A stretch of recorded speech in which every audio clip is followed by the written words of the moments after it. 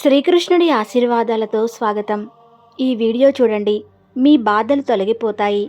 Like చేయండి, subscribe మర్చిపోకండి. శ్రీమద్ భగవద్గీత అనేది మనిషిని జీవించే సరైన మార్గాన్ని చూపే ఒకే ఒక్క గొప్ప గ్రంథం. ఈ గీత జీవితంలో ధర్మం, కర్మ, ప్రేమ అనే పాఠ్యాలను నేర్పుతుంది. శ్రీమద్ భగవద్గీత ధ్యానం ఈ జన్మలోనూ, జన్మ తర్వాత జీవితంలోనూ ఉపయోగపడే అమూల్యమైనది. గీత అనేది సంపూర్ణ జీవన దర్శనం. దీన్ని అనుసరించే వ్యక్తి ఎల్లప్పుడూ ఉత్తమమైన వాడవుతాడు. భగవద్గీతలో మొత్తం 18 అధ్యాయాలు, 700 శ్లోకాలు ఉన్నాయి. అందరికీ వీటిని చదవడం కొంచెం కష్టమే. అందుకే ఈరోజు ఈ ప్రత్యేకమైన సందర్భంలో మనం శ్రీమద్ భగవద్గీత యొక్క 100 ఆలోచనల గురించి మాట్లాడుకోబోతున్నాం. ఈ ఆలోచనలు తెలుసుకుంటే మీరు గీత యొక్క నిజమైన అర్థాన్ని అర్థం చేసుకోగలరు. ఈ ఆలోచనలు ప్రతిరోజు రాత్రి నిద్రపోయే ముందు వినండి. శ్రీమద్ భగవద్గీత యొక్క 100 ముఖ్యమైన ఆలోచనలు తెలుసుకుందాం. భగవాన్ శ్రీకృష్ణుడు ఇలా అంటాడు: వెలుగు జ్యోతి చీకటిలో ఎలా ప్రకాశిస్తుందో అలాగే సత్యం కూడా మెరిసిపోతుంది. అందుకే మనిషి ఎప్పుడూ సత్యం దారిలో నడవాలి. మరణం అనేది ఎవ్వరూ మార్చలేని సత్యం. ఈ సృష్టి ఆరంభం నుంచి జననం మరణం అనే చక్రం నడుస్తూ వస్తుంది. మనిషి పాత బట్టలను విడిచి కొత్తవి ధరించినట్లే ఆత్మ కూడా పాత శరీరాన్ని వదిలేసి కొత్త శరీరాన్ని ధరిస్తుంది. ఇది ప్రకృతి నియమం. ఈ సత్యాన్ని అంగీకరించి భయం లేకుండా ఈ క్షణంలో జీవించాలి. ఎవరైతే చనిపోయిన వాళ్ళ కోసం శోకించడో బతుకున్న వాళ్ళ కోసం కూడా శోకించడు. ఎందుకంటే చనిపోయినవాడు మళ్ళీ జన్మిస్తాడని, బతుకున్నవాడు ఒకరోజు తప్పకుండా చనిపోతాడని అతనికి తెలుసు. కర్మ ఒక్కటి అసలైన ధర్మం. శ్రీకృష్ణుడు అర్జునుడికి గీతలో ఉపదేశిస్తూ ఇలా అంటాడు: మనిషి కర్మ చేయడం కోసమే పుట్టాడు. కర్మ లేకుండా ఎవరూ ఉండలేరు. ఫలితం గురించి ఆలోచించకుండా మనిషి తన కర్తవ్యాన్ని నిర్వర్తించాలి. కోపం మనిషిని నరకానికి తీసుకువెళ్లే ద్వారం. కోపం వల్ల మనసు అశాంతమవుతుంది. ఆవేశంలో మనిషి తనకు తానే హాని చేసుకుంటాడు. కృష్ణుడిలా అంటాడు: మనిషి కోపం నుంచి దూరంగా ఉండాలి. ఎంత కోపం వచ్చినా స్వయంగా శాంతంగా ఉండే ప్రయత్నం చేయాలి. ఈ లోకంలో నీవు నీ దగ్గర ఉన్నది ఈరోజు నీది, రేపు అది వేరొకరిది, ఎల్లుండు అది మరొకరిది కావచ్చు. నీవు ఈ లోకంలో ఖాళీ చేతులతో వచ్చావు, ఖాళీ చేతులతోనే వెళ్తావు. మనసును అదుపులో ఉంచుకోవటం చాలా ముఖ్యం. మనిషి మనసు గాలిలా చంచలమైనది. ఈ మనసే మనిషిని కామ క్రోధాల వైపు తీసుకువెళుతుంది. జీవితంలో విజయం సాధించాలంటే మనసును అదుపులో ఉంచుకోవాలి. మనసును నీవు అదుపు చేయకపోతే అది నీకు అతిపెద్ద శత్రువైపోతుంది. ఎప్పుడూ అనుమానపడే వ్యక్తి ఎన్నటికీ శాంతిని పొందలేడు. అందుకే అనుమానాలను దూరంగా ఉండు. ఎక్కువ అనుమానం వల్ల మనసు శాంతి కోల్పోతుంది. మనిషి గుండెల్లో గందరగోళం చేసి తన సంబంధాలను నాశనం చేసుకుంటాడు. శరీర సౌందర్యం మనసును ఆకర్షిస్తుంది, కానీ స్వభావ సౌందర్యం గుండెను ఆకర్షిస్తుంది. అందుకే మనిషి స్వభావం ఎప్పుడూ స్వచ్ఛంగా ఉండాలి. ఎవరు ఏం చేస్తున్నారు, ఎలా చేస్తున్నారు, ఎందుకు చేస్తున్నారు అనే ఆలోచనలకు దూరంగా ఉంటే నీవు అంతే సంతోషంగా ఉంటావు. నీవు ఎంత సరైన వాడవో, ఎంత తప్పు చేశావో అనేది ఇద్దరికి మాత్రమే తెలుసు. ఒకరు పరమాత్మ, రెండవది నీ ఆత్మ. శ్రీకృష్ణుడు ఇలా అంటాడు: ధ్యానం లేని వ్యక్తి, భగవంతుడిపై శ్రద్ధ లేని వ్యక్తి జీవితంలో ఎన్నటికీ ఆనందాన్ని, విజయాన్ని పొందలేడు. నాశనానికి కారణం మనిషి, దుఃఖాలకు మూలం. అతని మోహమే ఎంత ఎక్కువ మోహిస్తాడో అంత ఎక్కువ కష్టాలను అనుభవిస్తాడు. పశ్చాత్తాపం గతాన్ని మార్చలేదు, చింత భవిష్యత్తును సవరించలేదు. అందుకే వర్తమానంలో ఆనందించడమే జీవితంలో నిజమైన సుఖం. శ్రీకృష్ణుడు ఇలా అంటాడు: నీకు సహాయం చేసేవాడిని నీవు సహాయం చేయు, నిన్ను మోసం చేసేవాడిని వదిలేయి. నీవు గౌరవించబడని చోటెక్కడైనా వెళ్ళకు, లేకపోతే జనం నిన్ను బలహీనుడిగా, మూర్ఖుడిగా భావిస్తారు. వర్షం లేని చోట పంటలు చెడిపోతాయి. సంస్కారం లేని చోట సంతతి చెడిపోతుంది. నాకు సమయం లేదు అని అంటున్నా వాళ్ళ హృదయంలో నీ పేరు లేదని అర్థం. నీ మాటలు ఎంత తీయగా ఉంచుకో.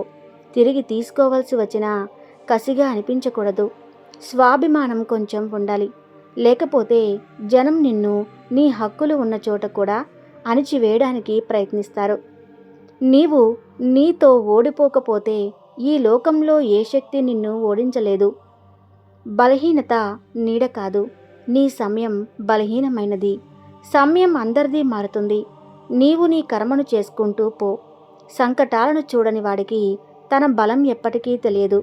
ఇతరుల బాధలను అర్థం చేసుకునే వాళ్ళు, దయ ఉన్న వాళ్ళు, గుండె నుంచి మంచి మంచి వాళ్ళు మళ్ళీ జన్మించాల్సిన అవసరం లేదు. ఏదైనా ఇచ్చి గర్వపడకు. ఎవరికి తెలుసు నీవు ఇస్తున్నావా లేక గత జన్మ రుణాన్ని తీసుకుంటున్నావా? గర్వం ఉన్నవాడి వంశం, సంపద, గౌరవం మూడు నాశనమవుతాయి. విశ్వాసం కలిగించాలంటే వాళ్ళ మాటలకు కాదు, వాళ్ళ చేష్టలకు శ్రద్ధ పెట్టు.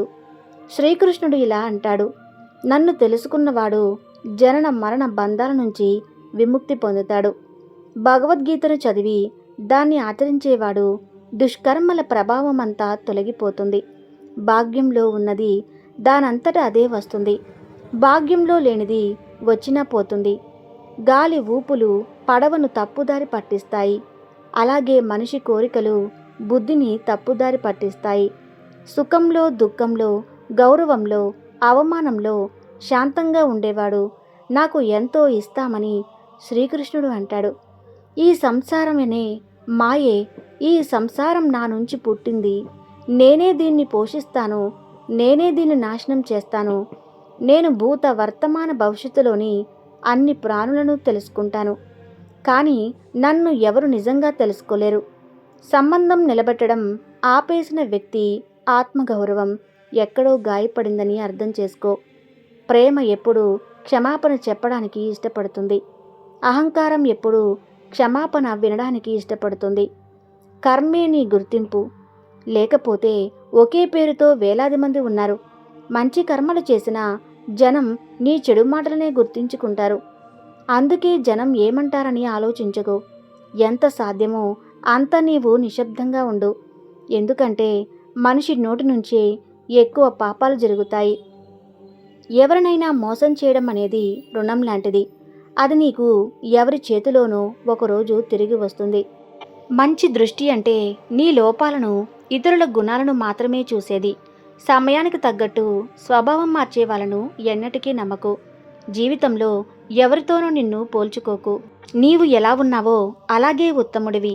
అందరికీ జీవితాన్ని మార్చుకునే సమయం దొరుకుతుంది. కానీ ఈ సమయాన్ని మార్చడానికి మళ్ళీ జీవితం దొరకదు. జరగబోయేది జరిగి తీరుతుంది. జరగనిది ఎన్నటికీ జరగదు. ఈ నిశ్చయం ఉన్నవాడికి చింతలు ఎప్పుడూ ఉండవు. మంచి నీతితో చేసిన పని ఎన్నటికీ వృధా కాదు. దాని ఫలం నీకు తప్పకుండా దొరుకుతుంది. నీవు ఈరోజు చేసే కర్మఫలం రేపు నీకు లభిస్తుంది. నీవు ఈరోజు అనుభవిస్తున్నది నీ గత కర్మల ఫలం. శ్రద్ధ భక్తితో నా భక్తి చేసేవాడికి అతనికి లేనిది నేను ఇస్తాను. అతని దగ్గర ఉన్నది నేను కాపాడుతాను. ఎవరితో ఎప్పుడు ఎంత మాట్లాడాలో తెలుసుకుంటే నీ జీవితం సార్థకమైనది అవుతుంది. శ్రీకృష్ణుడు ఇలా అంటాడు, జీవితంలో అవకాశం దొరికితే ఎవరికైనా సారథిగా ఉండు. స్వార్థపరుడివి కాకు. ధర్మంతో నిండిన గుండె ధర్మాన్ని సలహా ఇస్తుంది. అధర్మంతో నిండిన గుండె అధర్మాన్ని సలహా ఇస్తుంది. మనిషి దేవుడిని నమ్మకపోవటం వల్ల దుఃఖిస్తాడని కాదు, దేవుడు చెప్పిన మాటలను అనుసరించకపోయినా వాళ్ళు దుఃఖిస్తాడు. సమయం వచ్చినప్పుడు అందరికీ అంతా దొరుకుతుంది. సమయానికి ముందు కోరికలు కలిగితేనే దుఃఖం వస్తుంది. ప్రేమను పట్టిందని అనేవాళ్ళు మూర్ఖులు. ప్రేమే ఈ సంసారానికి మూలం. ఈ ప్రేమ వల్లనే సృష్టి ఏర్పడింది. సంబంధాలలో క్రమం తప్పకుండా దూరం ఉంటే సంబంధాలు బలపడతాయి.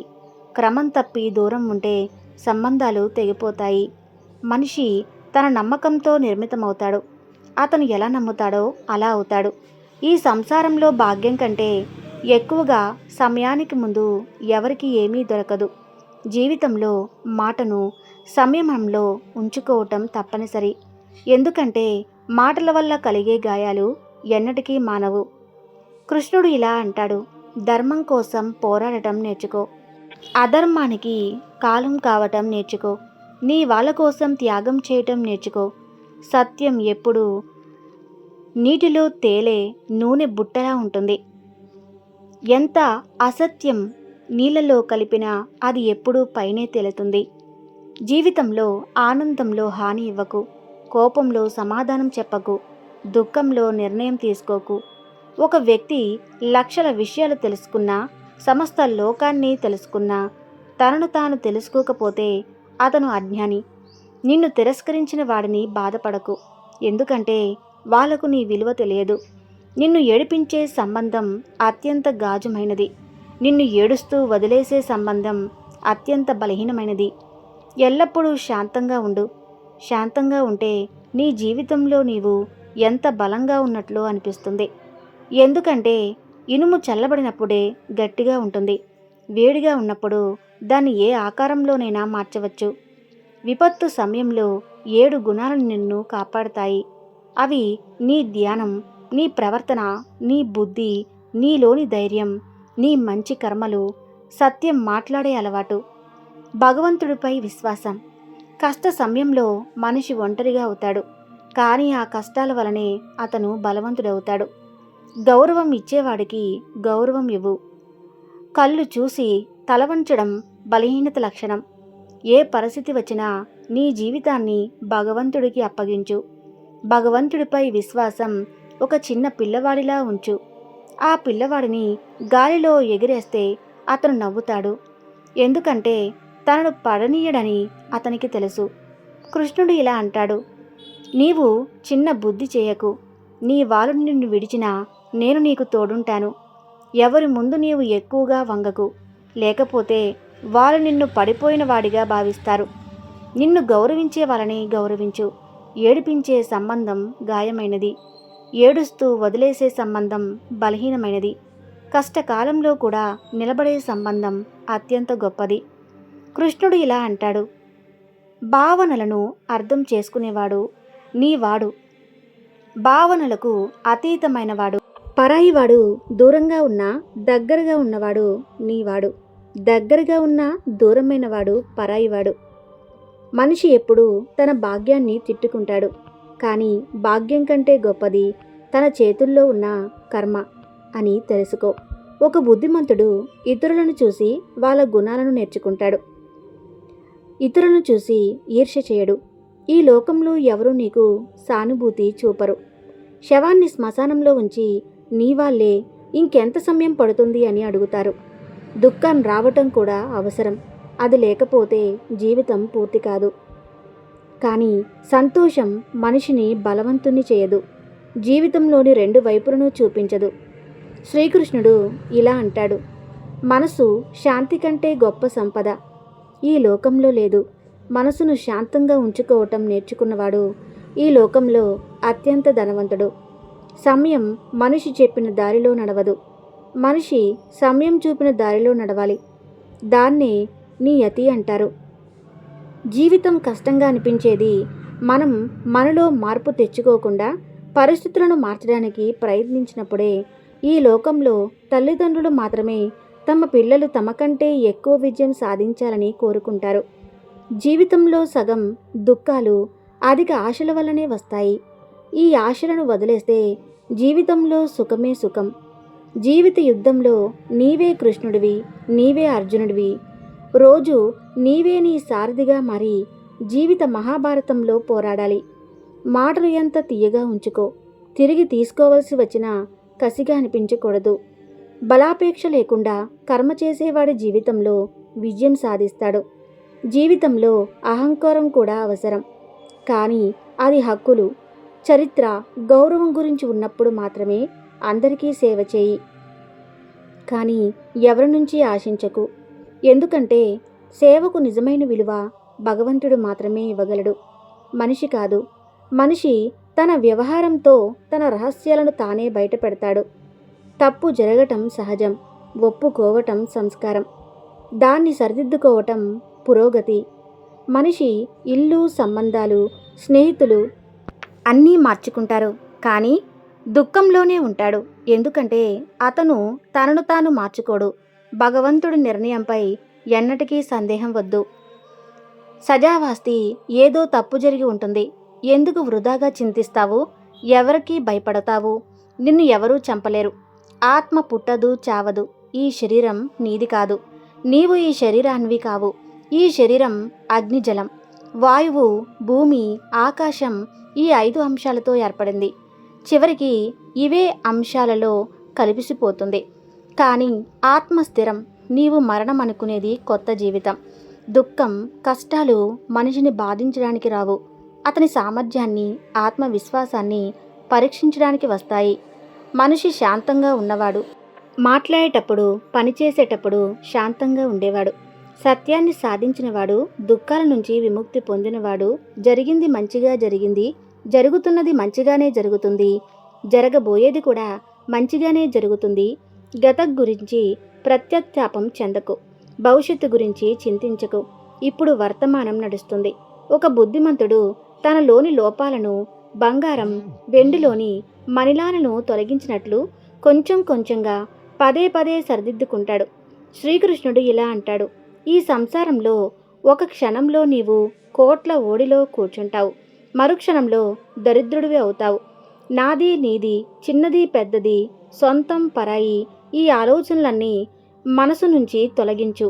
అప్పుడు అన్నీ నీవై, నీవు అన్నిటివై. కేవలం సమయం మీద ఆధారపడి కూర్చోకు. భాగ్యవంతుల చేతులు ఖాళీగా ఉండొచ్చు, కష్టపడే వాళ్ళవి ఎన్నటికీ ఖాళీగా ఉండవు. నీ ఆలోచనలను మార్చు, నీ జీవితం ఖచ్చితంగా మారుతుంది. కొన్ని దారుల్లో నీవు ఒంటరిగానే నడవాలి. కుటుంబం, స్నేహితులు, తోడు ఎవరూ లేకుండా నీవు, నీ ధైర్యం మాత్రమే అత్యంత ముఖ్యమైన కష్టమైన పని. ముందు చేయి. జీవితంలో జరిగినంతా ఒక కారణంతోనే జరుగుతుంది. అది నిన్ను ఏదో ఒకటి చేస్తుంది, లేదా ఏదో ఒకటి నిరుపుతుంది. అర్థం లేకపోతే జనం నిన్ను చూడటం కూడా మానేస్తారు. అందుకే ఆశలు నీ మీద నీవే పెట్టుకో. దారులు ఎప్పుడూ అయిపోవు, కానీ జనం ధైర్యం కోల్పోతారు. ఈత నేర్చుకోవాలంటే నీళ్ళల్లో దిగాలి. ఒడ్డున కూర్చొని ఎవ్వరూ గజ ఈతగాడు కాలేరు. కొంచెం సౌకర్యాన్ని వదిలేస్తే పెద్ద సంతోషాన్ని చూడగలిగితే బుద్ధిమంతుడు ఆ కొంచెం సౌకర్యాన్ని వదిలేసి పెద్ద సంతోషాన్ని సాధించాలి. జీవిత ప్రయాణంలో విశ్వాసం నిన్ను పోషిస్తుంది. మంచి కర్మలు, ఇల్లు ఇలాంటివి జ్ఞానం, వెలుగు లాంటివి. జాగ్రత్త నిన్ను కాపాడుతుంది. ప్రమాదం శత్రువుల నుంచి కాదు, చుట్టూ వాళ్ళ నుంచే వస్తుంది. ఎందుకంటే పడవ బయట నీళ్ల వల్ల కాదు, లోపల రంధ్రం వల్ల మునిగిపోతుంది. ఆరోగ్యం అతిపెద్ద వరం, సంతృప్తి అతిపెద్ద సంపద, విశ్వసనీయత అతి మంచి సంబంధం. చింతా చిత్త మధ్య ఒక చుక్క తేడా మాత్రమే. చింత నిర్జీవాన్ని కాల్చేస్తుంది. ఈ లోకం ఎప్పుడూ పొగడ్తలు, నిందలు వెతుక్కుంటూ ఉంటుంది. ఇది ఎప్పటినుంచో జరుగుతుంది, ఇక ముందు కూడా జరుగుతుంది. తనను తాను నిజంగా ప్రేమించుకునేవాడు ఎన్నటికీ ఇతరులను గాయపరచడు. ఒక దీపం తన వెలుగును తగ్గించకుండా 1000 దీపాలను వెలిగిస్తేస్తుంది. అలాగే సంతోషాలను పంచితే సంతోషాలు తగ్గవు, పెరుగుతాయి. శ్రీకృష్ణుడు ఇలా అంటాడు: ఓ మానవా, నీవు సంసార సుఖాల నుంచి విముక్తి పొందాలనుకుంటే నా భక్తిని చెయ్యి. నా భక్తి చేయనివాడు ఈ జన్మలోనూ, జన్మ తర్వాత జీవితంలోనూ శాంతిని పొందలేడు.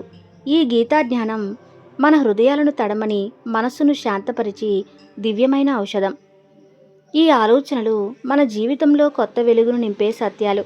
ఒక్కొక్క ఆలోచన మన గుండెలో ఒక దీపాన్ని వెలిగిస్తుంది. మన దారిని సత్యం వైపు, ధర్మం వైపు నడిపిస్తుంది. ఈ ధ్యానం మనలోని చీకటిని తొలగించి మనసును స్వచ్ఛతతో నింపుతుంది. ప్రతిరోజు ఈ ఆలోచనలను గుండెలో నింపుకుంటే మన జీవితం ఒక సుగంధ బాటలా వికసిస్తుంది. ఓ సోదరులారా, ఈ జ్ఞానగంగలో మునిగి మీ జీవితాన్ని పవిత్రం చేసుకోండి. ఈ ఆలోచనలు మీకు ఏదైనా స్ఫూర్తిని, శాంతిని ఇచ్చినట్లయితే మీ గుండెలోని భావాలను కామెంట్ రూపంలో తెలియజేసి జై శ్రీకృష్ణ అని రాయండి. మీ సహకారంతో ఈ ధ్యానం మరింత మందికి చేరుతుంది. మీ హృదయంతో మమ్మల్ని ఆదరించి ఈ దివ్యజ్ఞాన యాత్రలో భాగస్వాములు కండి. అది భగవద్గీత అనేది జీవన దీపం.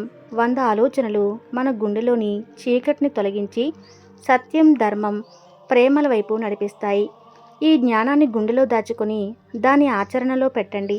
మీ జీవితం ఒక సుగంధ పుష్పంలా వికసిస్తుంది. ఈ దివ్య జ్ఞానాన్ని అందరితో పంచుకోండి. ఎందుకంటే పంచుకున్న సంతోషం రెట్టింపు అవుతుంది. మీ హృదయంలో ఈ జ్ఞానదీపం ఎప్పుడూ వెలుగుతూ ఉండాలని కోరుకుంటూ మీ అందరికీ జై శ్రీ రాధే కృష్ణ.